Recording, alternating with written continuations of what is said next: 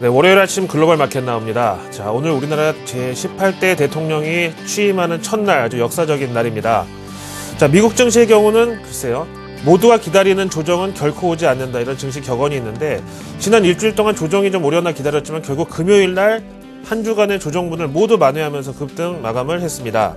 미국 증시 현 시점에 대해서 어떻게 파악해야 되는지 한번 살펴보시고요. 다음에 오늘 우리나라 새 대통령 취임식에 대한 외신들의 반응도 간단하게 살펴보기로 하고요. 다음에 북한의 반응이 어떤지 보고 싶어서 신화통신을 보다 보니까 우리나라 남북 경협 사업에 또 다른 영감을 줄 만한 재료가 있어서 이 내용도 함께 살펴보기로 하겠습니다. 마지막으로 MSCI 한국지수까지 현재 외국인들이 바라보는 한국 증시의 수준이 어디까지 와 있는지 한번 체크해 보기로 하죠.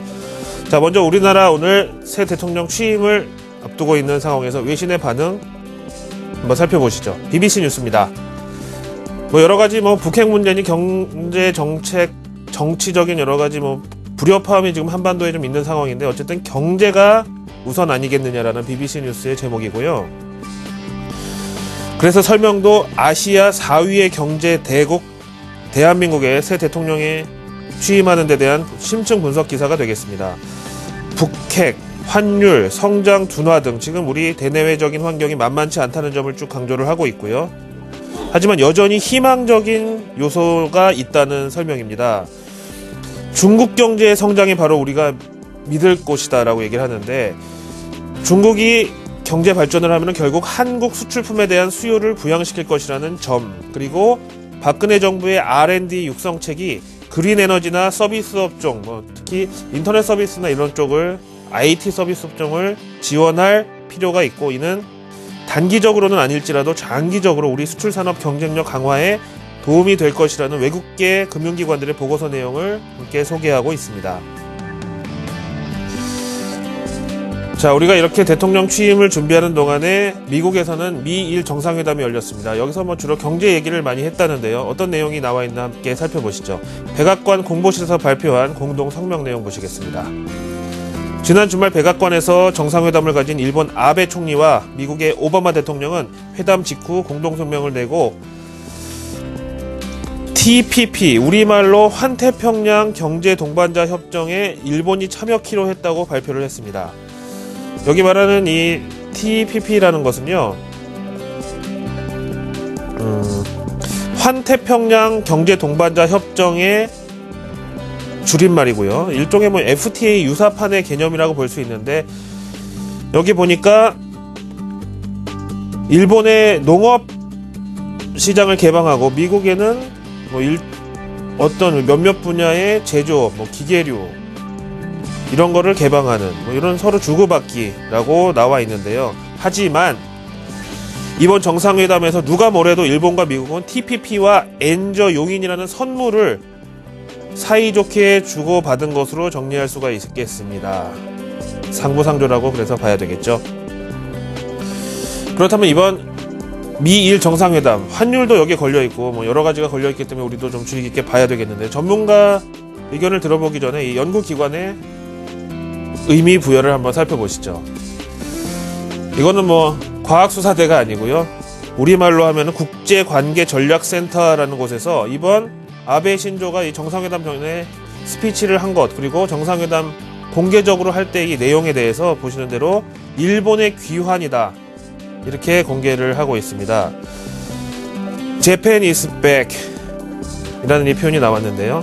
지금 자막에 나오는 것처럼 아베 신조가 이번 연설에서 공개한 일본의 귀환, 여기에 좀 어떤 의미가 들어있을지 CSIS의 부원장 겸 아태 담당 대표 마이클 제이 그린의 정리 내용 보시죠.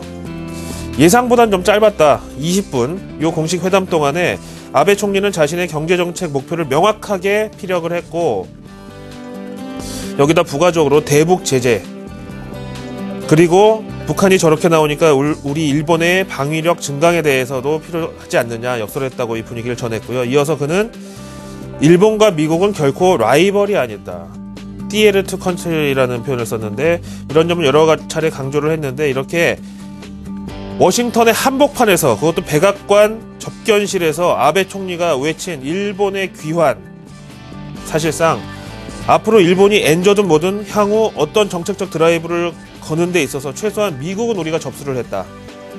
미국의 허락은 등에 업었다라는 자신감의 표현으로 해석을 했습니다. 자신감을 갖는 건 다 좋은데 이 환율에 대해서만큼 우리가 좀 불편한 시각이 없지가 않은데요. 오늘 18대 대통령 취임일을 앞둔 로이터 통신의 관련 내용 보시겠습니다.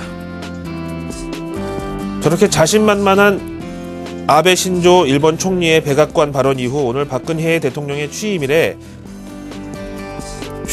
맞춰서 과연 외환 시장에서는 누가 이길 것이냐, 이런 식으로 내용을 풀어가는데요. 시장이라는 게 뭐 이렇게 정치인들이 연출할 수 있는 연극 무대는 아니지만은 어쨌든 여러 도전이 직면하고 있는 현실에 대해서 설명을 하고 있고요.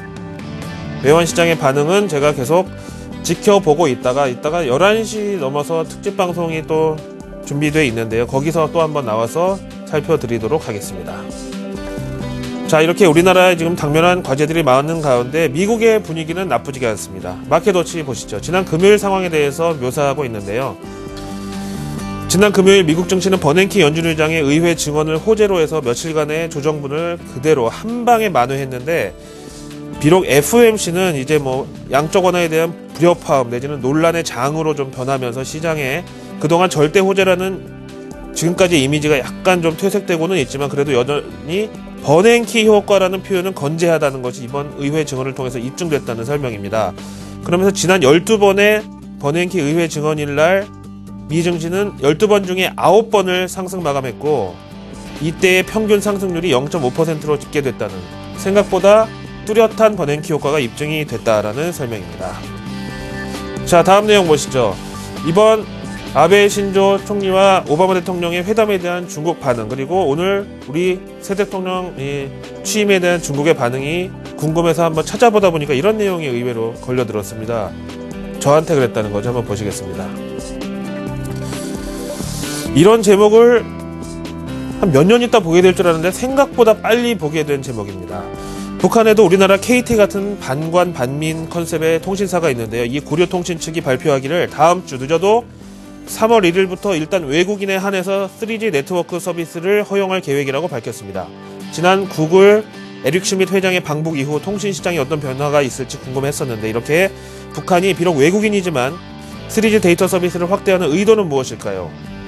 바로 그동안의 이 폐쇄성에도 불구하고 아무래도 정치적으로나 보안에 있어서 잃는 것보다는 얻는 것, 즉 경제적인 실익이 더 클 것이라는 판단 하에서일 텐데요. 일단 외국인에 한해서 3G 서비스를 제공하는 것은 곧 내국인한테도 열릴 가능성이 있다고 봐야 되겠고요. 이렇게 되면은 거리도 가깝고 명실공히 세계 1위의 정보통신 인프라를 구축한 우리 대한민국과의 이 관련주에 기대해 볼 수도 있겠고, 남북 경협주에 3G 관련주, 통신 관련주, 인터넷 관련주도 추가돼야 맞지 않느냐, 이 경제 교류 확대의 가능성을 저는 봤습니다.